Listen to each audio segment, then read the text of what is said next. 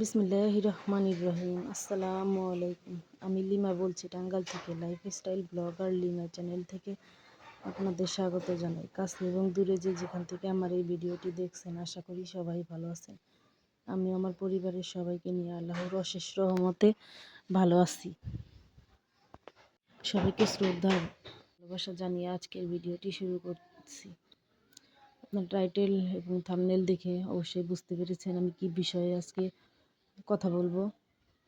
এদিকে দেখতে পাচ্ছেন আমি আমার ছোটোখাটো একটা পুঁইশাকের গাছ আছে, সেখান থেকে আমি কিছু পুঁইশাক তুলে নিলাম এবং কি আমার কাঁচামরিচ গাছ থেকে কাঁচামরিচ তুলে নিলাম।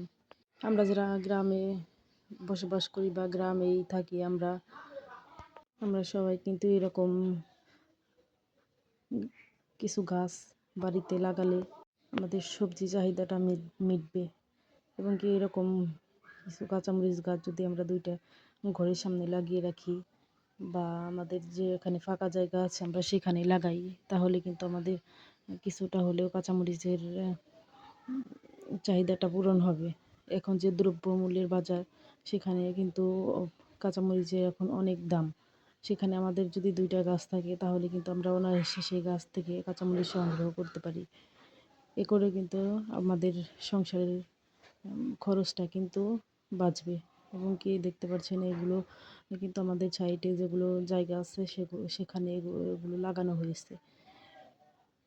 আমাদের যখন বাজার থেকে সবজি কিনে আনতে হয়, যদি বাড়িতে কোনো সবজি না থাকে, তাও বাজার থেকে সবজি আনার পর যদি সবজি না থাকে, শেষ হয়ে যায়, তাহলে আমরা বাড়ির আশপাশ থেকে এই সবজিগুলো আমরা এনে রান্না করতে পারি। সেদিক থেকে আমাদের সংসারের হলেও চাহিদা পূরণ হবে এবং কি কিছুটা হলেও টাকা আমাদের কাছে জমানো হবে। সেগুলো দিয়ে আমরা সংসারের অন্যান্য কাজে লাগাতে পারবো। এদিকে দেখতে পাচ্ছেন আমি সব সবজিগুলো এনে কেটে বেছে নিতেছি। এগুলো আজকে আমার 2 রকম সবজি রান্না করা হয়ে যাবে। তাই আমরা বাড়িতে বসে না থেকে আমাদের যে একটু জায়গা থাকে সেগুলোর মধ্যে আমরা কিছু সবজি লাগালে আমাদের সংসারের খরচটা বাঁচবে। কারণ গ্রামের মানুষ আমরা এদিকে সেদিকে আমরা সবজি লাগাতেই পারি, কোনো সমস্যা হয় না আমাদের।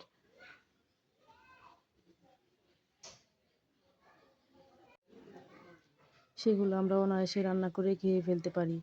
এই সবজিগুলো কিন্তু রান্না করলেও অনেক।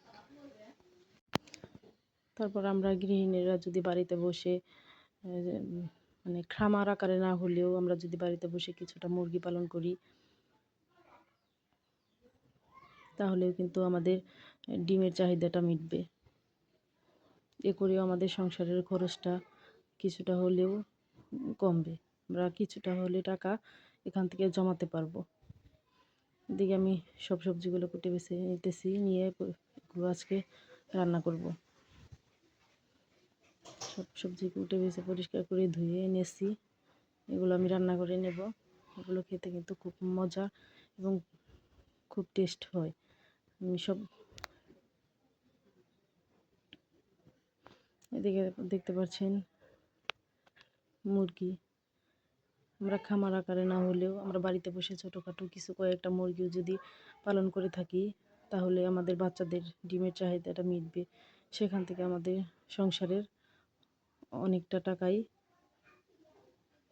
আয় হবে।